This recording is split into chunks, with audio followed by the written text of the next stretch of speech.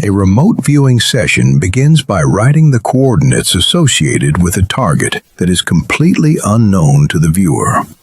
It starts by writing the coordinates down and instantly drawing a flash picture at lightning speed before the conscious mind can think at all. This drawing is called an ideogram. We then probe it by pushing our pen into a spot on the line of the drawing and perceiving information, writing down a series of descriptors, guided questions that have only a few options. This slowly gets more complicated as we penetrate the target. The perceptions are easier to obtain after a 20-minute meditative cool-down session to cut off the outside world. It seems as though the perceptions come from using the energy that would have been used by the conscious mind to negotiate the scenarios in everyday life. And if the mind is tired and depleted, the session is much harder. The meditation cool-down should therefore be done with the intention to completely stop the mind from thinking while remaining aware, and at the same time having a surplus of energy just before the session. For this to work, the ideogram has to be drawn within a fraction of a second after the last coordinate number is written. The pen barely has time to leave the paper. When done fast enough and correctly, you should be surprised as to what was drawn. You start by writing the coordinates while speaking them aloud, sternly, which triggers the subconscious. The instant the pen finishes writing the last coordinate number, the pen bounces to the side and draws. You just need to force your hand to move and let it happen automatically. This is actually very easy. The ideograms are pretty much always the shape of something at the target, and almost always the first ideogram is the most significant element at the target. Describing what the ideogram is on paper communicates our interpretation to the subconscious mind. If this is interpreted wrong, the same ideogram will repeat. We can teach the subconscious mind to refine these by doing ideogram drills daily and before each session, quickly drawing them repeatedly while speaking them aloud. The specific ideograms are mountain, subject, structure, motion, water, flat surface, energetics, moving structure, and basin.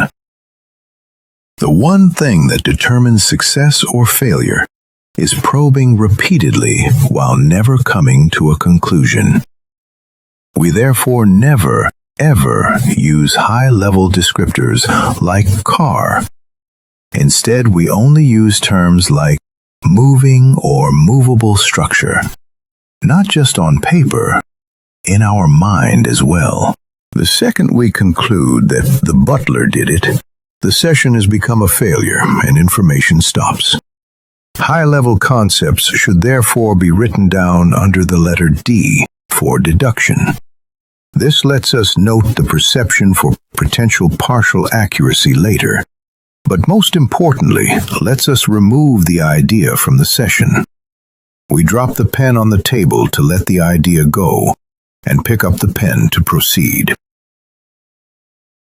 In the RV Virtual Monitor video, Phase 2 and 3 are self-explanatory and make our connection to the target stronger and stronger.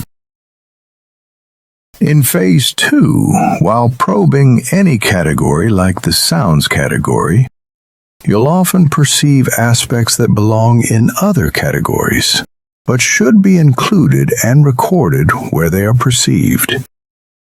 Each category builds a stronger connection to the target, and all categories should be probed again after Phase 2. Be prepared to pause the video, to finish procedures, and to use your own intuition to adjust the session as the target seems to call for. Repeating the entire session on the same target on a different day or after a long break can amplify this effect, even uncover secondary events or elements. Phase 3 involves drawing the strongest visual perceptions of the target and using intuition to place other elements.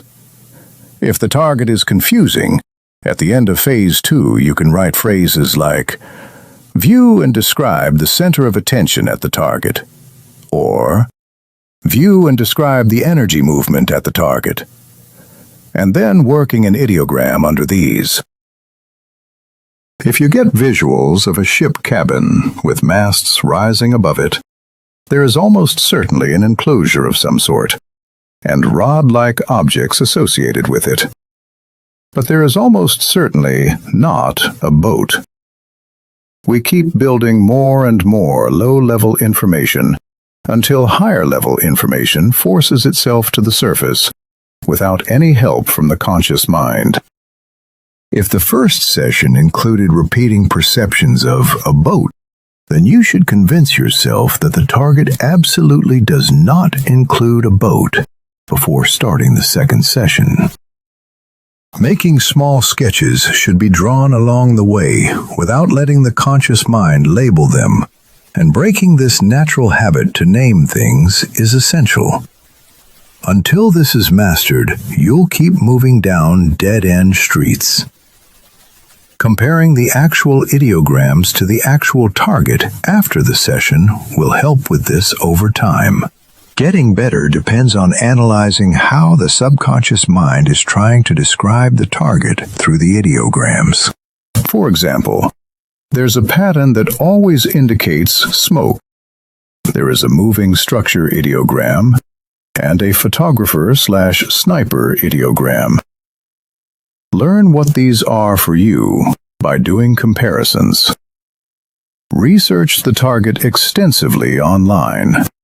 You'll find the missing cabin you drew was right behind the photographer who took the target picture.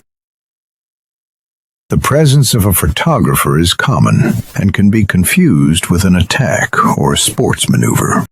The gradual ending or a bounce back at the end of the ideogram can be telling.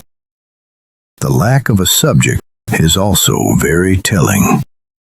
The time and distance movements at the end of Phase 2 are imperative, as the mind seems to go to the most extreme or interesting time or present time instead of the time indicated at the target, and something near the target that seems more relevant than the actual target. We're building a muscle that has not been used before, and this can be exhausting. Finishing a phase before taking a break is a good idea. It seems important to write "end session" and psychologically disconnect with the target after each session, and failing to do so can cause the subconscious to repeat the same target elements, particularly if the target is confusing, misleading, or is based on a false narrative. The Sphinx, for example, appears to be a man and a cat, but is neither. Before starting the virtual remote viewing monitor, practice the ideogram drills and make sure to do a meditative cool-down session for at least 20 minutes.